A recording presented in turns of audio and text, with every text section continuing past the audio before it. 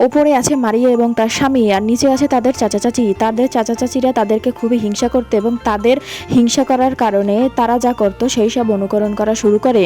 মারিয়া এবং তার স্বামী কয়লা খুঁড়ে জীবনযাপন করতে এবং ভালোই ছিল। মারিয়ার চাচিটি ছিল খুবই শয়তান। সে তার চাচাকে দিয়ে সব কাজ করাতো এবং নিজে কোনো কাজ করতো না, স্বামীর উপরে অত্যাচার করত।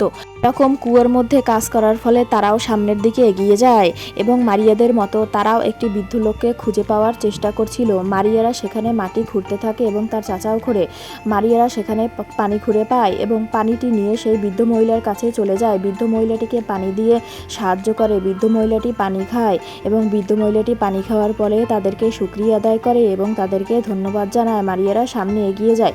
নিচের দিকে তার চাচা চাচিও পানি নিয়ে সেই বৃদ্ধ মহিলাটির দিকে এগিয়ে যায় এবং বৃদ্ধ মহিলাটিকে পানি না দিয়ে তার শয়তান চাচি সেই পানিগুলো খেয়ে ফেলে এবং বৃদ্ধ মহিলার সাথে এবং তার স্বামীর সাথে খারাপ ব্যবহার করে সেখান থেকে সামনের দিকে চলে যায় এবং তারা চারজন সামনের দিকে এগিয়ে একটি করে দেয়াল পায়। মারিয়ারা সেখানে হাঁপিয়ে যায় এবং তারা যে মহিলাটিকে সাহায্য করেছিল সেই এঞ্জেল হিসেবে এলে তাদের একটি শক্তিশালী কুড়াল দেয় এবং তারপরে তারা পানি এবং ডায়মন্ড পায়, বড়লোক হয়ে যায়। অপরদিকে চাচি এবং তার চাচা কঙ্কাল হয়ে যায়।